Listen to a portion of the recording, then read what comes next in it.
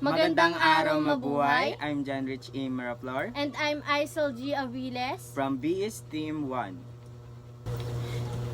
And this is our case study presentation that entitled The Impact of Climate Change in Tourism and Hospitality Industry in Palawan.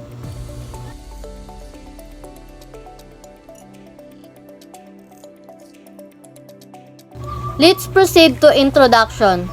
This case study looks at how climate change impact the tourism and hospitality industry. It focuses on the challenges it brings to destination and businesses and explore ways to adapt, like promoting eco-friendly tourism and sustainable practices.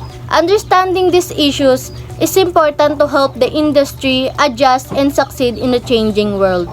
So this case study shows how climate change is affecting tourism. It looks at the problem and suggests solutions like eco-friendly tourism and sustainable practices. Understanding this is vital for the industry future. And now let's proceed to our background of the study. Palawan, often referred as the last frontier of the Philippines, is renowned for its pristine beaches, diverse marine life, lush forests, and unique biodiversity. This island province, situated in the western part of the Philippines, is a popular tourist destination attracting visitors from around the world. The tourism and hospitality industry in Palawan plays a crucial role in the local economy by providing employment and sustaining various businesses such as hotels, resorts, tour operators, and local artisans. However, like many coastal and island regions globally, Palawan is increasingly vulnerable to the effects of climate change. Rising global temperatures, shifting weather patterns, and more frequent extreme weather events such as typhoons, sea level rise, and coral bleaching have begun to significantly affect the environmental integrity and appeal of the island. Next is analysis. In critical analysis, we use theoretical framework and industry data.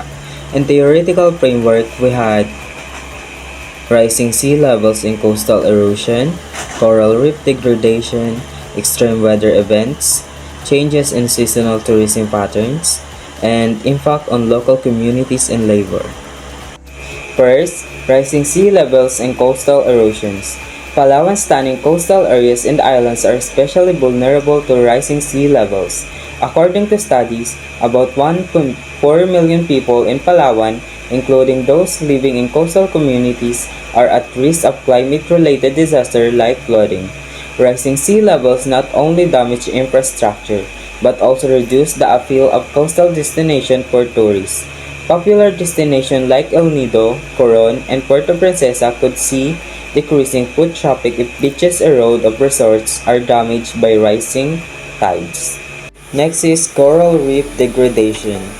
Coral reefs are vital ecosystems that provide numerous benefits, including habitat for marine species, protection against coastal erosion, and supporting livelihoods through tourism, fishing, and other industries. Palawan. Palawan, with its rich biodiversity and expansive coral reefs, is one of the most significant regions in the Philippines, a country home to around 30% of the world's coral reefs. These reefs attract thousands of tourists every year for activities like diving, snorkeling, and ecotourism. Extreme weather events. Palawan is experiencing increasing instances of typhoons, which disrupt tourism activities and damage infrastructure. In recent years, typhoons such as Typhoon Odette in 2021 caused significant damage to Palawan's infrastructure, particularly in affected areas like Puerto Princesa and northern part of the province. This natural disaster led to canceled flights, closed resorts, and damaged transportation routes, ultimately reducing visitors' number of economic revenue from tourism. Changes in seasonal tourism patterns, especially in destinations like Palawan, are increasingly influenced by climate change. These changes can affect the flow of tourists, the type of activities they engage in, and the overall tourism economy. And lastly is the impact of climate change on local communities and the labor force. In tourism-dependent areas like Palawan is significant and multi-faceted. Climate change can affect the livelihoods, social structures, and employment opportunities in these communities in a number of ways. Next is the opportunities. First, we have sustainable tourism development. Opportunity. The global trend towards sustainable tourism can benefit Palawan if the tourism sector adopts eco-friendly practices. Palawan can position itself as a model for low-impact, high-value tourism that emphasizes conservation and sustainability. Action. Investment in green technologies, waste management, and eco-certified accommodations could attract environmentally conscious travelers, leading to long-term benefits for the local economy. Second is diversification of tourist experiences. The opportunity. As the impacts of climate change make certain areas more vulnerable, there may be a push out to diversify the tourism and offerings beyond the beach, such as promoting inland ecotourism, cultural experiences, and wellness tourism. The action is developing alternative attractions such as hiking, nature treks, or community-based tourism could reduce the pressure on coastal areas and help spread the benefits of tourism across the island. Third, we have climate adaptation and resilience initiatives. The opportunity. Tourism stakeholders can invest in building resilient infrastructure to withstand extreme weather events. This includes flood-resistant resorts, solar-powered facilities, and reinforced transport links. Action. Government and private sector collaboration could focus on creating climate-resilient destinations, which would not only protect local businesses but also enhance Palawan's reputation as a responsible tourist destination. Fourth is collaboration with conservation efforts.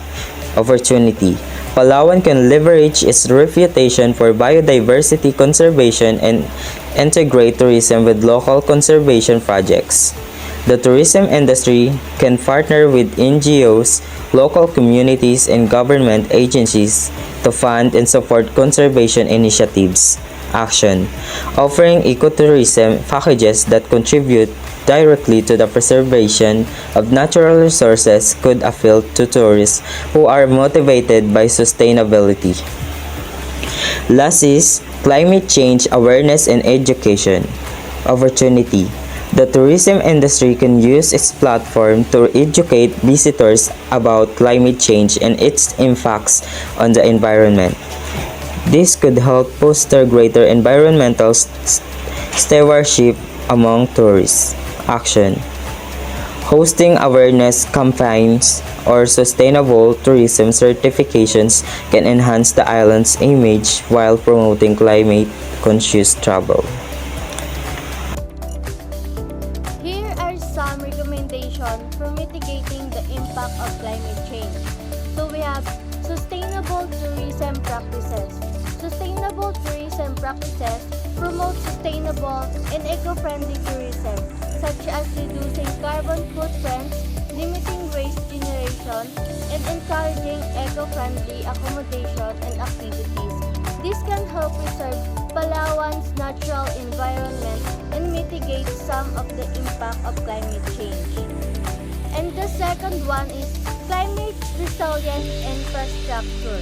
Climate resilient infrastructure develop and upgrade infrastructure to be more resilient to climate change, such as building coastal defenses against rising sea levels, improving stormwater drainage system, and reinforcing structure to withstand typhoons and flooding. And the third is tourist education. Tourist education raise awareness among tourists about climate change and its impact on Palawan.